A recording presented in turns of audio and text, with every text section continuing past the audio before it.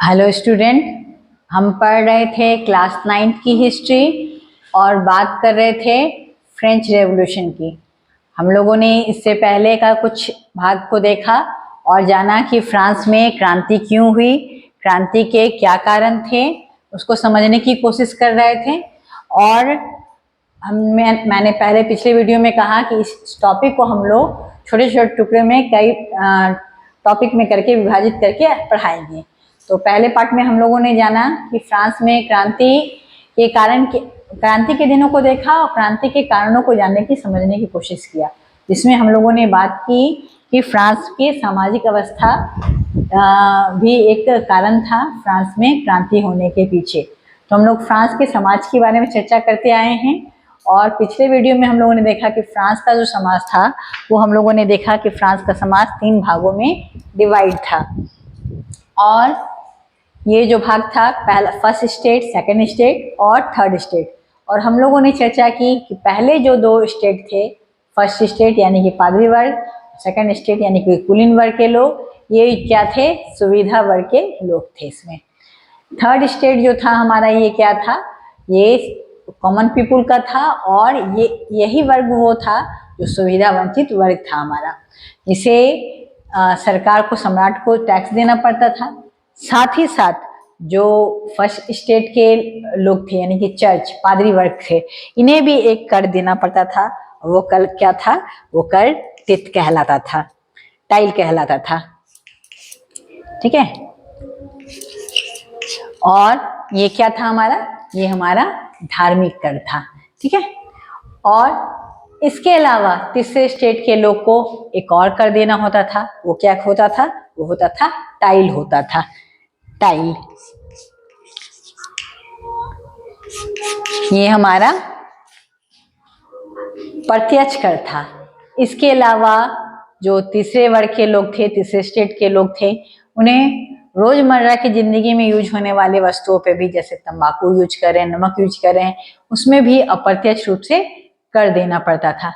हम लोगों ने लास्ट वीडियो में देखा कि तीसरे वर्ग के जो लोग थे उसमें मेनली कौन लोग थे, किसान वर्ग के लोग थे, कामगार वर्ग के लोग थे। फ्रांस में करीबन 90% जो आबादी थी वो हमारी क्या थी, वो हमारी किसान थी। और विडंबना ये है कि इस 90% में 60% ऐसे किसान थे जिनके पास अपनी भूमि ही नहीं थी। ये दूसरे के खेत पे काम करते थे और बदले में टैक्स दिया करते थे। तो फ्रांस में जो फ्रांस की ये थी क्या कहते हैं, असंतुष्टि का कारण था, सामाजिक असंतुष्टि का कारण जो था, ये हमको देखने को मिल रहा है, समझ में आ रहा है कि फ्रांस के लोग क्यों असंतुष्ट थे।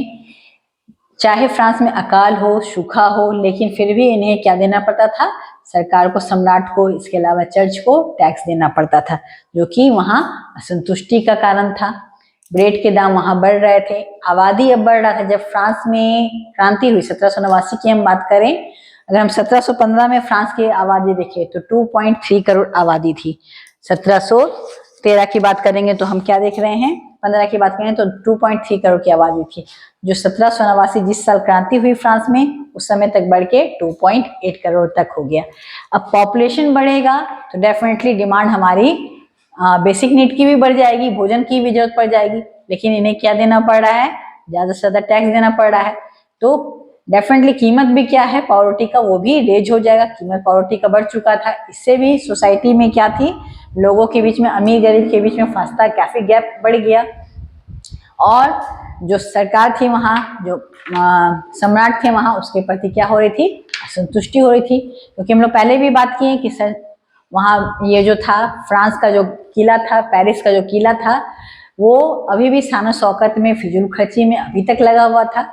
जबकि वहाँ का जब खजाना जो था वो क्या हो चुका था, खाली हो चुका था। जब सम्राट लुई 16 गद्दी पे बैठा उस समय ही उसको खजाना खाली ही मिला था, लेकिन सम्राट का जो फिजूल खर्ची था वो एज इट इज बरकरार था। और ऐसे में जीविका का संकट उत्पन्न हो रहा था। इस समय एक वर्ग फ्रांस में और उभरा, जिसको हम लोग मिडिल क्लास के नाम से जानते हैं, मध्य वर्ग के नाम से जानते हैं। मध्य वर्ग के लोगों को लगा कि ये थर्ड स्टेट के लोगों को लगा कि मध्य वर्ग के लोग ही जो हैं हमें इस दूर अवस्था से क्या दिलाएंगे, निजात दिला सकेंगे।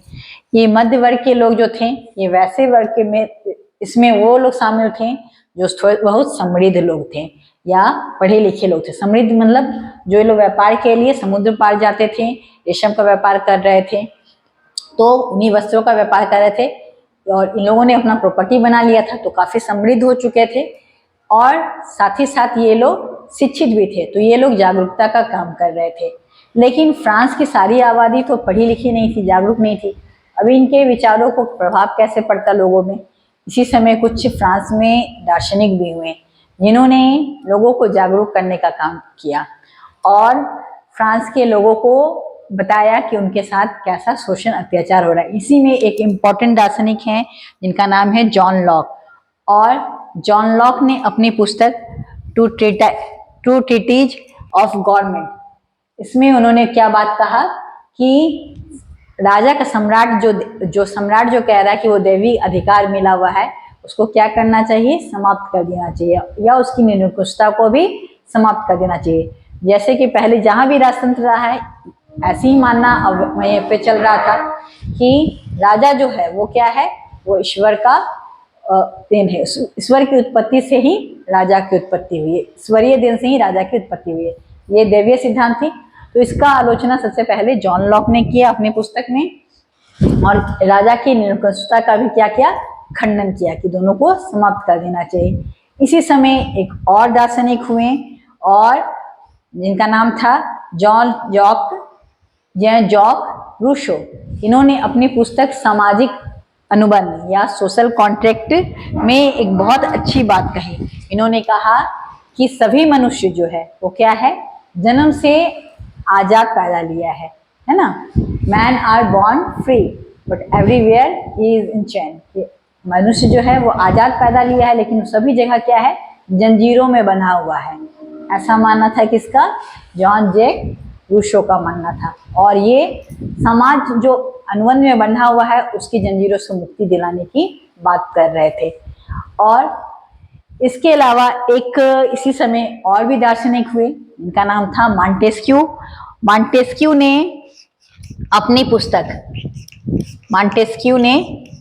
अपनी पुस्तक द स्पिरिट ऑफ लॉज, कानून की आत्मा में बहुत अच्छी बात कही है। इन्होंने कहा कि जैसे पहले क्या था राजतंत्र में कि राजा ही विधायिका होगा, राजा ही कार्यपालिका होगा और राजा ही न्यायपालिका भी होगा, लेकिन इन्होंने इसका खंडन किया और कहा कि क्या होना चाहिए, शक्ति का पृथक्करण होना चाहिए, सेपरेशन ऑफ पावर, यानी कि विधायिका अलग होगी, किसी और के हाथ में होगी, कार्यपालिका किसी और के हाथ में होगी, और न्यायपालिका भी कोई और होगा। ये हो गया सेपरेशन ऑफ पावर।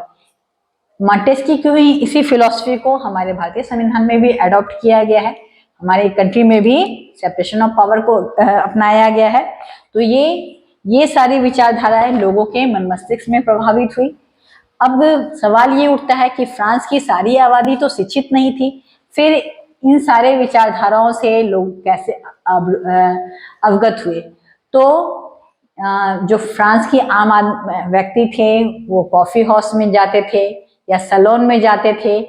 उस समय लोग क्या करते थे, इन सब बातों की, मॉन्टेस्क्यू की फिलॉसफी की, जॉन लॉक की फिलॉसफी की, या फिर हमारे रूसो ने क्या कहा इसके बारे में, उनके अखबारों के बारे में या मैगजीन में क्या छप रहा है उसके बारे में चर्चा किए करते थे, जिससे वहां के जो आम व्यक्ति थे वो समझ सके और इन बातों को समझ के राजा जो उन पे शोषण कर रहा है, सम्राट जो अभी तक वो निरंकुशता चला रहा है, उससे क्या कर सके, हटाने का प्रयास कर सके, उससे मुक्ति पाने का प्रयास कर सके।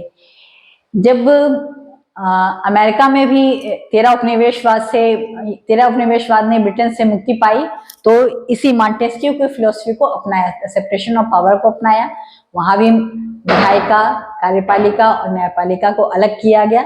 इसी थ्योरी को विश्व के बहुत सारे कंट्री के लोग ने अपनाया और जाना कि कैसे राजतंत्र से मुक्ति पाया जा सकता है। तो ये सारी बातें फ्रांस के आम व्यक्ति पे भी क्या हो रहा था, प्रभावित कर रहे थे। लोग अवेयर हो रहे थे कि राजा कोई दैवीय अधिकार नहीं होता है या राजा कोई ईश्वर का औलाद नहीं होता है। जैसे हम हैं, आम व्यक्ति है, हम भी ईश्वर के औलाद है, राजा भी ईश्वर का औलाद है। फिर राजा ही सारा डिसीजन ले, ऐसा नहीं होना चाहिए। या जो फिर हम लोगों ने देखा दोनों स्टेट में पादरी वर्ग और या कुलीन वर्ग को देखा कि दोनों को क्या मिला हुआ था, जन्म के आधार पे बाय बर्थ विशेषाधिकार मिला हुआ था, उसका क्या होना चाहिए, समाप्ति होना चाहिए। बल्कि विशेषाधिकार किस आधार पे होना चाहिए, योग्यता के आधार पे होना चाहिए। तो इस तरह का कोई विशेषाधिकार नहीं होना चाहिए। ये लोगों के मन मस्तिष्क पे अब प्रभावित हो रही थी। पहले तो लोग विरोध करने में भी हिचकिचाते थे, लेकिन अब कुछ लोगों के दार्शनिक का प्रोत्साहन से ये लोग भी विरोधी बन गए और ये भी फ्रेंच रेवोल्यूशन का एक कारण बना। इससे हम आगे बात करेंगे नेक्स्ट अपने क्लास में, वह है कि क्रांति की फ्रांस में शुरुआत कैसे हुई। लेकिन इसको हम समझेंगे नेक्स्ट वीडियो में, क्योंकि वीडियो ज्यादा लंबा हो जाएगा तो पढ़ने की इच्छा भी नहीं होती, चैप्टर भी झेलाऊ टाइप का लगता है। इसीलिए हम लोग इस लेसन को छोटे छोटे मतलब यानी कि 4-5 लेसन में करके हम लोग समाप्त करेंगे। और अभी हमारे पास बहुत टाइम है, क्योंकि अभी तो हमारा सेशन बिगिन हो रहा है, स्टार्ट हो रहा है, और एडमिशन भी ओपन नहीं हुआ क्योंकि रिजल्ट तो अभी हमारा आया नहीं है। तो रिजल्ट आने के बाद ही एडमिशन स्टार्ट होगा। तो अभी हमारे पास टाइम है, इसलिए मैं छोटे छोटे टॉपिक को टुकड़े में तोड़ के ही पढ़ाना स्टार्ट करेंगे। आई होप अभी तक फ्रांस की सामाजिक अवस्था या क्रांति के दिन का जो हम लोगों ने चर्चा किया था उसको अभी तक समझ चुके होंगे। इसके बाद हम लोग स्टार्ट करेंगे कल को नेक्स्ट चैप्टर में अपने मतलब नेक्स्ट टॉपिक में, क्रांति की शुरुआत फ्रांस में कैसे हुई। समाज के बाद हम लोग वहाँ की आर्थिक स्थिति को देखेंगे।